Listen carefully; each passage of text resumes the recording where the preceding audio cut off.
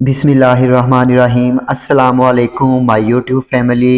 मैं हूँ वलीद रज़ा और आपको वेलकम करता हूँ आपके अपने यूट्यूब चैनल अलिफ किचन में। जी तो मैं यूट्यूब फैमिली आज मैं आप लोगों के साथ देगी आलू गोश्त की इतनी आसान और ज़बरदस्त रेसिपी लेके आया हूँ कि जब आप इसको ट्राई करेंगे तो बिलीव मी खाने वाला उंगलियां चाटने पे मजबूर हो जाएगा। और मैं ये दावा करता हूँ कि यूट्यूब पे आपने इससे पहले इस तरह की देगी आलू गोश्त की रेसिपी बिल्कुल भी नहीं देखी होगी। इसको बनाना बहुत ही ज़्यादा आसान है और ये घर के नॉर्मल मसालों से ही बन जाती है। ये चलते हैं और देगी आलू गोश्त बनाना शुरू करते हैं। तो यहाँ पे देगी आलू गोश्त बनाने के लिए सबसे पहले हमने प्रेशर कुकर में डाल देना है 2 किलो बीफ का गोश्त। मैं यहाँ पे बीफ का गोश्त इस्तेमाल कर रहा हूँ, आप मटन का भी इस्तेमाल कर सकते हैं। और यहाँ पे मैंने मिक्स गोश्त लिया है, आप अपनी मर्जी का कोई किसी भी पोर्शन का गोश्त इस्तेमाल कर सकते हैं।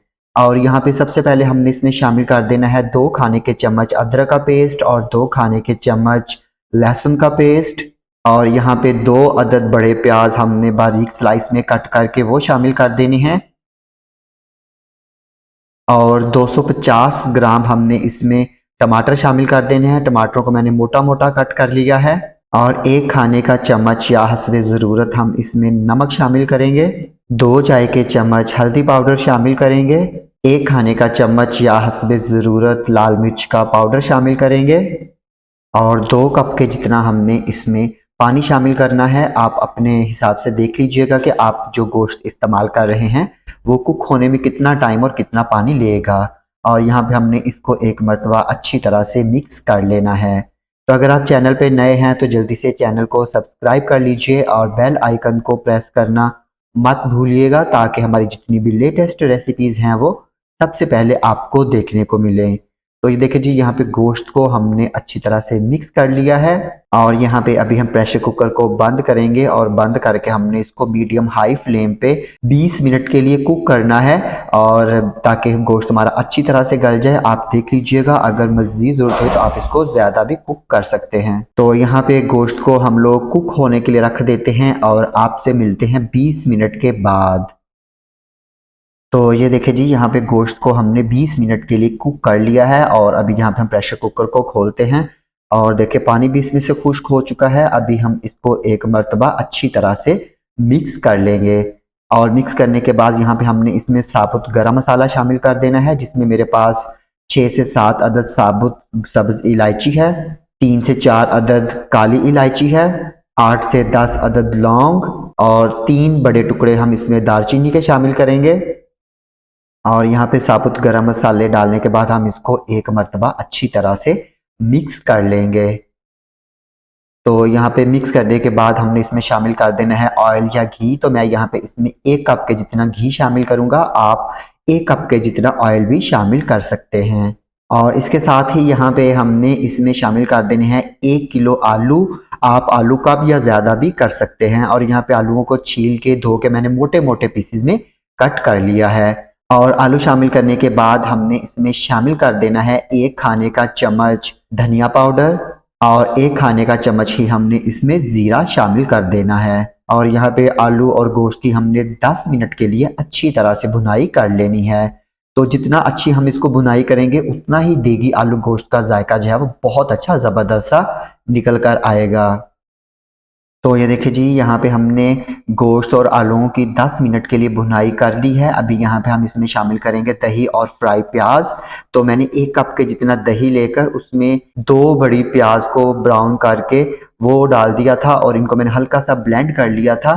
तो अगर हम लोग प्याज की बात करें तो वो 1 कप के जितना फ्राई प्याज होगा। तो यहाँ पे दही और फ्राई प्याज को हमने हल्का सा ब्लेंड कर लिया था, ये हमने इसमें शामिल कर दिया। और ये शामिल करने के बाद हमने मज़ीद 5 मिनट के लिए इसकी भुनाई कर लेनी है।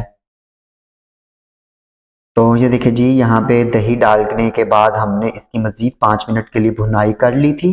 और यहाँ पे अभी हम इसमें शामिल करेंगे पानी। मैं तकरीबन 2.5 से 3 कप के जितना इसमें पानी शामिल करूँगा, क्योंकि आलू अभी कच्चे हैं और आलू गलेंगे भी। तो तकरीबन जो है वो 1 से 3/4 कप के जितना पानी इसमें से खुश्क भी हो जाएगा। तो आप अपने ज़रूरत के मुताबिक शोरबा जो है वो कम या ज़्यादा भी कर सकते हैं। और यहाँ पे हमने इसमें पानी शामिल किया और पानी शामिल करके इसको अच्छे से मिक्स कर लेना है। और कवर करके हमने इसको मीडियम फ्लेम पे 15 से 20 मिनट के लिए कुक कर लेना है, ताकि जो आलू है वो भी अच्छे से इसमें गल जाएं, कुक हो जाएं।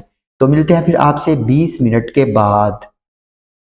तो ये देखिए जी, यहाँ पे आलूओं को पकते हुए तकरीबन 15 मिनट हो चुके थे और यहाँ पे अभी हम इसमें 5 से 6 अदद साबुत सब्ज़ मिर्चें शामिल कर देंगे और यहाँ पे हमने इसमें 2 खाने के चम्मच इमली का पल्प शामिल कर देना है। ये लाजमी शामिल कीजिएगा, इससे आलू गोश्त के अंदर बहुत ही मज़े का टेस्ट आएगा। और 2 चाय के चम्मच हमने इसमें शामिल कर देना है गरम मसाला पाउडर और इसी गरम मसाले पाउडर में मैंने 1/4 चाय का चम्मच जायफल का पाउडर और 1/4 चाय का चम्मच जावित्री का पाउडर भी शामिल कर दिया था। और यहाँ पे इसको हम अच्छे से मिक्स करेंगे और मिक्स करके हमने इसको कवर करना है और कवर करके बिल्कुल लो फ्लेम पे हमने इसको 5 मिनट के लिए दम पे रख देना है, ताकि जो हमने इसमें सब्ज मिर्चें और गरम मसाला शामिल किया है उसका बहुत ही अच्छा सा फ्लेवर जो है वो आलू गोश्त में आ जाए।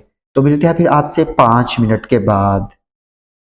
तो ये देखिए जी, यहाँ पे अल्हम्दुलिल्लाह अल्हम्दुलिल्लाह अल्हम्दुलिल्लाह हमारे जो देगी आलू गोश्त हैं वो बन के बिल्कुल रेडी हैं। और माशाल्लाह आप इनकी लुक चेक करें। यहाँ पे अभी हम इसकी फ्लेम बंद करते हैं और इसको डिश आउट करते हैं। तो यहाँ पे हम आलू गोश्त को डिश आउट कर रहे हैं और बिलीव मी इतने मज़े के बने थे कि जो भी आपसे ये रेसिपी ये आलू गोश्त खाएगा वो रेसिपी ज़रूर आपसे मांगेगा। तो मैं उम्मीद करता हूँ कि मेरी आपको आज की ये आलू गोश्त की रेसिपी यकीनन पसंद आई होगी। अगर आपको ये रेसिपी पसंद आती है इसको लाइक कीजिएगा, कमेंट कीजिएगा और अपने फ्रेंड्स और फैमिली मेम्बर्स के साथ शेयर करना मत भूलिएगा। तो इसके साथ ही अलिफ किचन से वलीद रज़ा को इजाज़त दीजिए। अल्लाह हाफिज़।